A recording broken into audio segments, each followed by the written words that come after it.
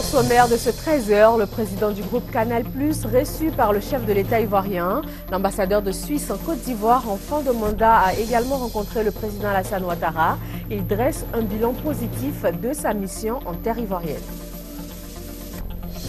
Un nouveau schéma de communication pour une meilleure visibilité aux actions gouvernementales. C'est la nouvelle mission que s'est assignée le ministère de la Communication. Il s'agit principalement d'inclure une synergie d'action avec les différents ministères. Ils sont 36 sur 100 à être admis au baccalauréat 2014. Les résultats sont officiellement connus depuis hier après-midi. Un chiffre en hausse de 3 points par rapport à celui de l'année dernière. Bonjour et bienvenue dans ce nouveau journal sur RTI 1. Avec nous sur ce plateau, l'arbitre qui a représenté la Côte d'Ivoire au Mondial de football 2014. Il débarque fraîchement du Brésil. Dans quelques minutes, nous allons partager avec M. Noumandiez Doué cette expérience du Mondial. Bonjour M. Doué. Bonjour Mme. Juste avant, nous allons parcourir l'actualité. Le président du groupe Canal+, reçu par le chef de l'État ivoirien. L'ambassadeur de Suisse en Côte d'Ivoire en fin de mission a également rencontré le président Alassane Ouattara. Michel Digré pour le point de ces deux rencontres. Après 4 années passées en Côte d'Ivoire, l'ambassadeur suisse quitte définitivement le pays. Au cours de la séance de travail qu'il a eue avec le président Alassane Ouattara, son Excellence David Vogelsanger a fait le point des actions menées dans le cadre de la coopération ivoiro-suisse au cours de ses années de service en Côte d'Ivoire. Il y a des choses qui ont été faites, d'autres doivent encore être faites. C'est un travail continu et le nouvel ambassadeur de Suisse va le continuer. Nous avons en particulier parlé aussi d'un dossier qui me tient particulièrement à cœur, mais j'ai travaillé dans toute la Côte d'Ivoire, mais c'est le zoo d'Abidjan. Et j'ai remercié le président pour le soutien qu'il a donné à ce projet. Ça, c'est quelque chose que tous les Ivoiriens peuvent voir maintenant. C'est quelque chose qui est en construction, c'est quelque chose de positif, c'est quelque chose qui s'adresse à la jeunesse. Et j'ai en particulier aussi remercié le président pour l'engagement de son épouse concernant ce dossier. Le président Alassane Ouattara a également reçu une délégation du groupe Canal+, conduite par son président Bertrand Meilleux. Je voulais témoigner au président de notre engagement en Côte d'Ivoire. Nos activités de Canal+ en Côte d'Ivoire seront les premières historiquement en Afrique, date de 1991, et je voulais faire part au président de notre satisfaction et de notre volonté de continuer à investir en Côte d'Ivoire. Après le Niger, le président François Hollande est aujourd'hui au Tchad, dernière étape de sa visite de 3 jours en Afrique. Il était en Côte d'Ivoire ce jeudi 17 juillet, occasion pour lui et son homologue ivoirien d'aborder des sujets d'actualité, notamment la question des prisonniers de la crise post-électorale. Je vous propose tout de suite de les écouter.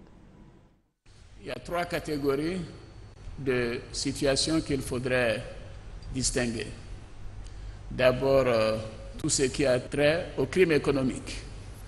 Et là, les personnes concernées ont quasiment toutes été mises en liberté provisoire. Vous avez raison, c'était effectivement des partisans de l'ancien président, puisqu'il y a eu usurpation de pouvoir. La banque centrale a été dévalisée, il y a eu pillage des banques, y compris des banques françaises, et le champ passe. La deuxième catégorie, ce sont donc les crimes de déstabilisation. Après la crise post-électorale, il y a eu des tentatives de déstabilisation. Ceci donc n'a rien à voir avec la crise post-électorale. Et là, c'était des militaires, des miliciens, et pour la plupart, ceux-ci sont effectivement en prison en attendant leur procès. La troisième catégorie, ce sont les crimes de sang qui concernent les deux côtés, si je puis m'exprimer ainsi. Et là, nous avons une commission nationale d'enquête qui a déposé un rapport. Ce rapport est entre les mains donc, de la justice. Les enquêtes ont commencé et nous sommes persuadés, nous sommes convaincus que dans les mois à venir, à partir d'octobre, nous allons commencer ce processus de manière plus approfondie. Et la justice sera la même pour tous. Il n'y aura pas d'impunité en Côte d'Ivoire. Mais nous devons faire la part des choses. Justice des vainqueurs, je ne sais pas ce que ça veut dire, mais quand quelqu'un est pris sur le flagrant délit, en train d'assassiner des populations, il est tout à fait normal que cette personne aille immédiatement en prison. Maintenant, pour le reste, évidemment, les enquêtes vont déterminer les choses, mais je signale que pour un certain nombre de soldats ou de personnes qui sont considérées comme étant des pro-Ouattara en guillemets et qui ont fait l'objet de jugements, nombreux sont ceux qui se trouvent en prison. Mais nous n'avons pas besoin de faire de la publicité sur cela parce que ceci est un processus normal. Personne ne saurait être au-dessus de la loi. La France n'accepte pas l'impunité, où que ce soit. Et lorsque il y a des personnes qui commettent des exactions, lorsqu'elles sont dirigeantes de leur pays, elles relèvent de la Cour pénale internationale. Et nous, la France, nous soutenons les efforts de la justice internationale. Et nul ne peut s'y dérober. Pendant son séjour ivoirien, le président français a rencontré les partis politiques ivoiriens, y compris ceux de l'opposition. Il les a exhortés à prendre part au prochain scrutin présidentiel annoncé pour 2015, seul moyen démocratique de s'exprimer. Moi, je n'ai pas à me mêler de la vie politique nationale ivoirienne. J'ai simplement des principes à rappeler. Quand une élection est organisée de façon transparente et libre, quand les partis peuvent se constituer, peuvent s'exprimer, alors les élections doivent être les élections de tous. C'est ce que je dirais à ce parti comme aux autres. Il y a tellement de pays, encore aujourd'hui, où il y a des interdictions, où il y a des empêchements, où les élections ne sont pas démocratiques, que lorsqu'elles peuvent l'être, il faut saisir cette opportunité. Ne serait-ce que pour assurer la réconciliation. La réconciliation, c'est de pouvoir avoir une dispute dans un cadre commun qui est celui du Parlement ou celui de l'élection présidentielle. La démocratie, c'est la dispute organisée. Et quand il n'y a pas de démocratie, la dispute, c'est la crise et c'est le conflit. Donc, ce parti, comme d'autres, s'il veut exister demain, doit être présent aux élections. Voilà, ces extraits vous ont été proposés par le service politique et actualité internationale de la rédaction. Le président français poursuit sa visite africaine de 3 jours. Dernière étape aujourd'hui, le Tchad, où il est en ce moment.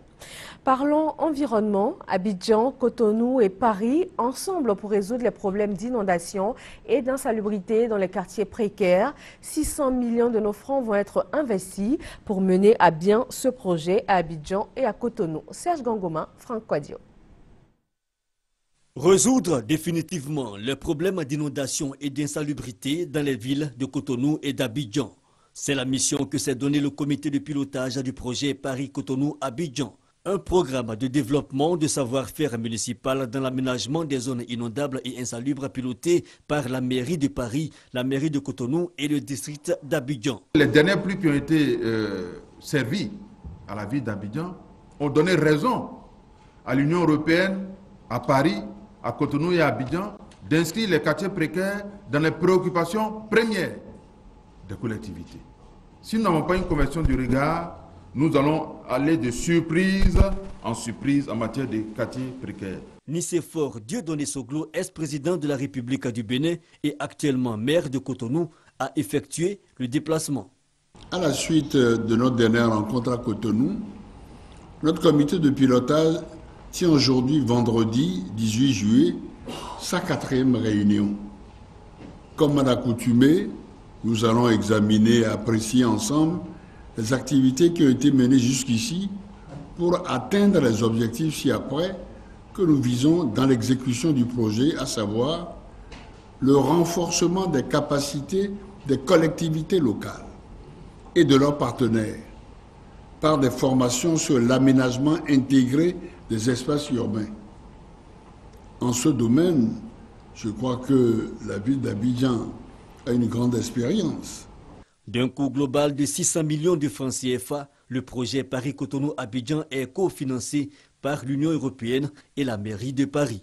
Démarré en novembre 2011, le projet d'aménagement des zones inondables et insalubres devrait s'achever en octobre 2014. Cependant, un plaidoyer formulé par des membres du comité de pilotage, dont le représentant du maire de Paris, Patrick Klugman. Bamba Cheikh Daniel, représentant du ministre de l'Intérieur et de la Sécurité, a traduit à Nicéphore Soglo et au comité la gratitude du gouvernement. La baie d'Anoumambo dans la commune de Marcory est en cours d'aménagement. Le ministre de l'Environnement s'est rendu sur place pour constater l'évolution des travaux. À terme, le site doit être totalement dépollué pour offrir un cadre sain aux populations. Patricia Omouetia. Avec l'avancée des chantiers du 3e pont, le ministre de l'Environnement, de la Salubrité urbaine et du Développement durable initie un programme d'action pour dépolluer les baies du district d'Abidjan. Ici, nous sommes à Marcory à Anoumambo. Ce site, autrefois occupé par des habitations précaires et des décharges anarchiques, a aujourd'hui un nouveau visage. Le spectacle était affligeant. En termes d'ordures et en termes d'aménagement, ce spectacle n'était pas digne du pont. Il se trouve que, en prévision donc de l'achèvement des travaux, il était question que l'on fasse en sorte que ceux qui vont passer sur le pont aient un spectacle qui soit beaucoup plus valorisant. C'est sur cette base que les travaux ont commencé depuis plusieurs mois. Action soutenue par la chefferie de Anoumambo Village. La vue est belle, la propriété est là.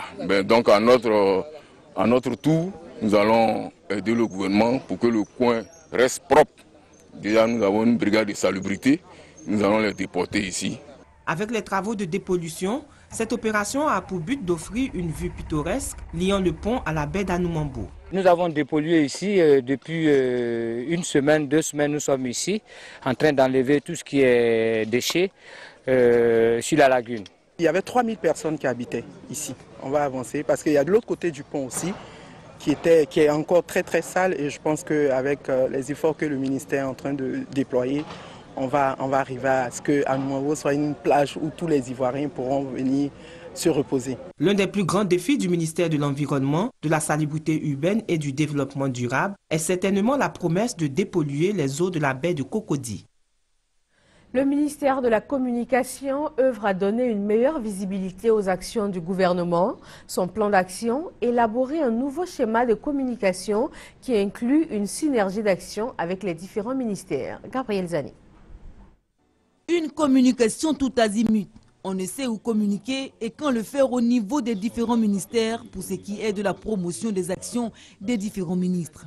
Conséquence, mauvaise perception de l'action gouvernementale par les populations et rupture de confiance entre elles et les institutions. Pour changer les donnes, le ministère de la Communication est monté au créneau pour proposer un nouveau schéma aux chargés de communication. Il s'agit pour nous aujourd'hui de créer une plus grande synergie entre nos différents ministères en matière de communication. Au titre de la communication gouvernementale, donc, figure, comme vous le savez déjà, la stratégie de communication gouvernementale qui a été élaborée par mon département et adoptée par le Conseil des ministres. Je pense que vous le connaissez et vous devez absolument vous en approprier et en être des acteurs clés de sa mise en œuvre. Un système simplifié et dynamique, c'est ce que définit la stratégie appelée l'émergence en 2020. Pour cela, il faut développer une vraie plateforme de construction d'images, de communication et d'information du pays, tant en interne qu'à l'international. Il est bienvenu en ce qu'il a permis au gouvernement de professionnaliser toutes les stratégies de communication des différents ministères. Le ministère de la Communication veut désormais suivre les activités qui sont menées par les ministres pour booster les actions de communication du gouvernement auprès des médias d'État. En adoptant cette stratégie de communication gouvernementale, le gouvernement a voulu donc exprimer sa volonté d'agir de façon coordonnée et que tous les acteurs qui participent à la communication agissent aussi de façon coordonnée autour de la vision du chef de l'État de faire de la Côte d'Ivoire un pays émergent à l'horizon 2020. Mieux communiquer sur l'action gouvernementale se décline en plusieurs points. Par exemple, la communication doit être un des attributs de la souveraineté nationale et un vecteur de la démocratie. Les directeurs départementaux des médias d'État ont présenté à cet effet leurs offres éditoriales et commerciales aux chargés de communication. 36,23%, c'est le taux de réussite au baccalauréat session 2014, soit 3 points de plus que l'année dernière. Les résultats ont été publiés hier après-midi dans les 374 centres d'examen repartis sur tout le territoire national. F. Boué, Franck Quadio. Examen du baccalauréat session 2014, les résultats sont connus depuis ce vendredi 18 juillet. La directrice des examens et concours, Mariam Dosso, fait des précisions. Tout a été mis en œuvre pour que cet important examen se déroule dans des conditions normales de crédibilité. Pour cette session 2014, sur un taux de délibération de 91,35% des candidats présents, on peut noter un taux d'admission au baccalauréat de 36,23%, toutes séries confondues, contre 33,62% en 2013, 25,22% en 2012, 20,25% en 2011. Il est à remarquer que cette session encore, ce taux a connu une progression, certes lente, mais constante, comme ces 3 dernières années. Retenons que cet examen a répondu aux soucis de Madame le ministre de l'Éducation nationale et de l'enseignement technique de voir les efforts de toute la communauté éducative, candidats, parents d'élèves, acteurs et partenaires, couronnés par des examens justes, fiables et crédibles. Notons par ailleurs que pour l'examen du baccalauréat, 220 156 candidats étaient repartis dans 374 centres d'examen à travers tout le territoire. Et comme partout dans le pays, à Boaké, c'est dans le centre de la Côte d'Ivoire, l'après-midi d'hier a mis fin au suspense pour les candidats au baccalauréat. Kader Sogodogo. Numéro d'étape 141, 403, 842, Yeo Talourougo. Mention assez bien. C'est fait. Les résultats du baccalauréat 2014 sont connus. À l'instar de bien d'autres régions du pays, dans le Béquet, les cris de joie, les pleurs, les symboles du dénouement étaient au rendez-vous.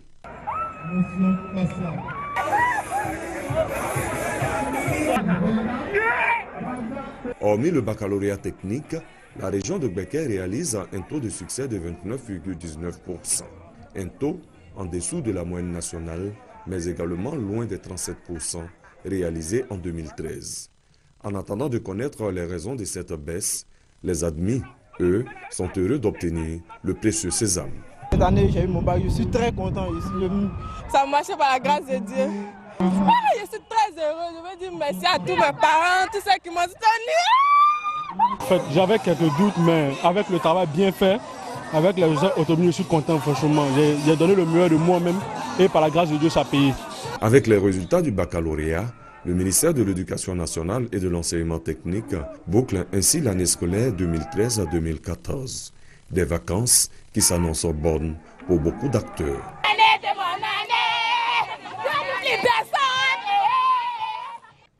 Le mondial brésilien de football est terminé, mais il n'y a pas que les joueurs qui ont disputé la compétition de leur vie.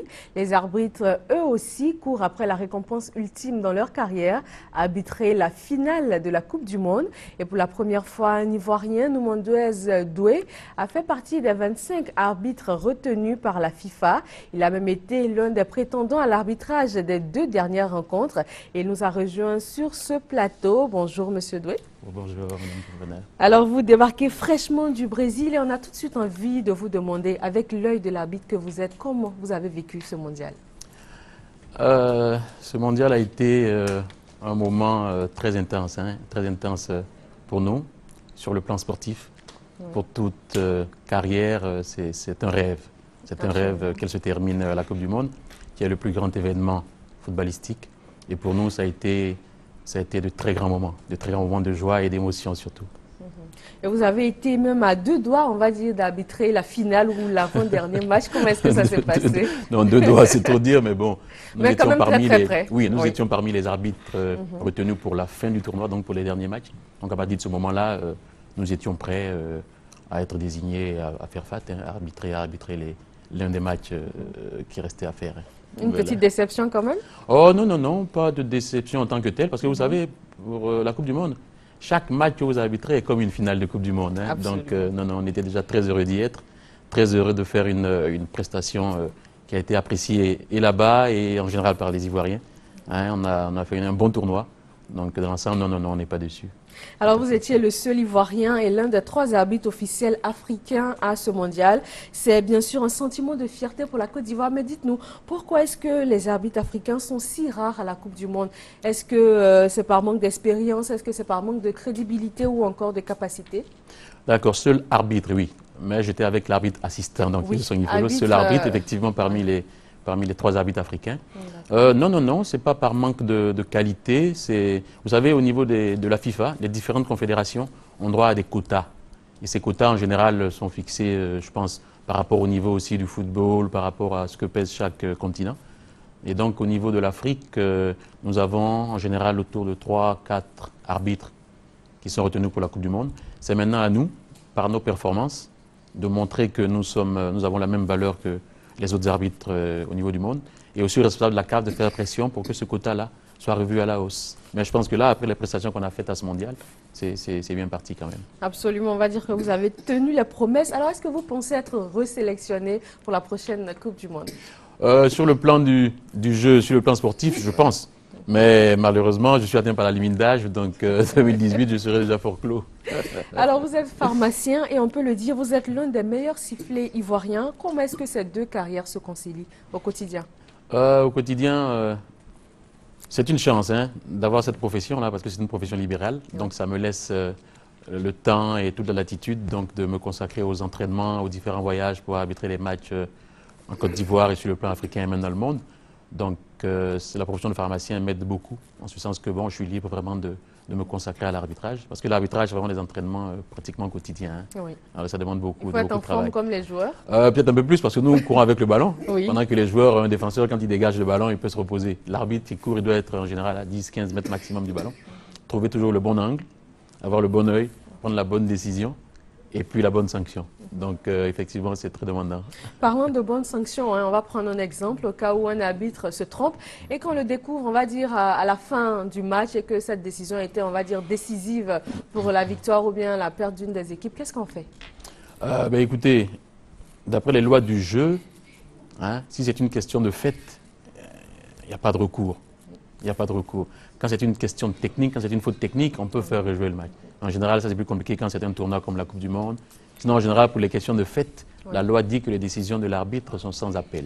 Sans appel, mais pour l'arbitre lui-même, en tant qu'être humain, comment est-ce qu'il se sent quand il découvre, par exemple, que c'est par sa faute que telle équipe a perdu alors qu'elle aurait pu gagner? C'est ça. Pour l'arbitre, en général, c'est très difficile. C'est très difficile. Pour moi, en particulier, c'est des jours, des semaines d'insomnie, de manque d'appétit, parce qu'on a des regrets, on se torture, on se lamente, parce qu'on a pris une décision importante et qui a frustré ou qui a changé le cours du match. C'est en général très très difficile pour les arbitres, c'est très difficile. Mais à part ces quelques moments, on va dire que la carrière d'arbitre, c'est quand même positif en gros? La carrière d'arbitre, c'est quelque chose déjà de très passionnant. Oui. Dans l'ensemble, c'est positif. Nous avons eu la chance de faire une carrière dans l'ensemble positive. Parce qu'on se trompe souvent, mais il faut arriver à se tromper le moins possible. Oui. Et dans l'ensemble, je pense que l'un dans l'autre, on est quand même satisfait de la carrière qu'on a faite. Oui. D'accord. Et pour terminer, on a envie de savoir comment est-ce qu'on fait pour devenir arbitre de football? Pour devenir arbitre de football, il faut s'inscrire. Vous avez dans pratiquement toutes les grandes villes, vous avez une commission régionale des arbitres. Donc ces commissions s'occupent du recrutement. Et ensuite, vous avez donc différents examens que vous passez, des passages de grade. Donc vous commencez élève arbitre, arbitre régional, arbitre de ligue, arbitre fédéral. Sur le plan national, c'est le top niveau. Ouais. Et parmi les arbitres fédéraux, parmi les meilleurs, on choisit ceux qui doivent être arbitres internationaux. Voilà. Et comme vous êtes arbitre international, il faut arriver à vous imposer au niveau de la Confédération africaine de football, être parmi les meilleurs, appartenir à l'élite, donc participer aux Coupes d'Afrique des Nations. Et c'est parmi les meilleurs de l'élite africaine qu'on prend le quota d'arbitre qu'on propose à la FIFA. Donc il vous évalue pendant pratiquement 2 années et demie, il fait sa propre sélection et à la fin du parcours, donne donc sa liste de ceux qui sont retenus pour la Coupe du Monde. D'accord, tout un parcours. Alors Tout vous un faites parcours. partie de cette élite, on peut le dire. Les Ivoiriens sont fiers de vous. Comment ça s'est passé votre retour en Côte d'Ivoire, l'accueil qui vous a été L'accueil réservé? a été chaleureux, ça a été un accueil tout en fanfare, ça a été la fête. Ouais. J'ai été très ému, ça a été extraordinaire. Ça a été extraordinaire. Je tiens vraiment à dire merci aux Ivoiriens pour cet accueil chaleureux et délirant qu'ils nous ont réservé à notre tour du Brésil. Et on sent encore l'émotion. Vraiment, Merci, vraiment, Monsieur Nouman Diaz Doué. Ça a été en tout cas un plaisir pour nous de partager cette expérience avec vous que vous avez vécue au Brésil. C'est moi qui vous remercie. Nous continuons ce journal avec une bonne nouvelle pour les usagers des douanes ivoiriennes. La grève annoncée par les syndicats de douane pour ce lundi n'aura pas lieu. Le collectif des syndicats des douanes a décidé de suspendre le préavis de grève à l'issue des discussions avec le ministre chargé du budget. La déclaration du porte-parole du collectif, Vincent Yapi. Le ministre, auprès du Premier ministre chargé du budget, s'engage à mettre en place, dès lundi 21 juillet 2014, un comité tripartite, ministère, administration et syndicats, en vue de l'examen et du règlement définitif des points de revendication contenus dans le cahier des charges du collectif. Au regard de ce qui précède, et vu l'engagement du ministre auprès du Premier ministre chargé du budget, le collectif des syndicats des douanes décide la suspension du préavis de grève de 72 heures prévu le lundi 21 au 23 juillet 2014 et invite les agents des douanes et tout le personnel des douanes de continuer le travail et de rester mobilisés. Fait à Abidjan le 18 juillet 2014. Parlons agriculture avec ce vaste programme de relance de la production caféière de la Côte d'Ivoire. Plus de 10 000 hectares de plants de café améliorés ont été distribués aux producteurs. Il s'agit de renouveler le verger. Jérôme Kouakou, Thérèse Yoboué. Selon les chiffres du Conseil Café-Cacao, la production du café a chuté en Côte d'Ivoire, passant de 350 000 tonnes en 1985 à seulement 100 000 tonnes aujourd'hui.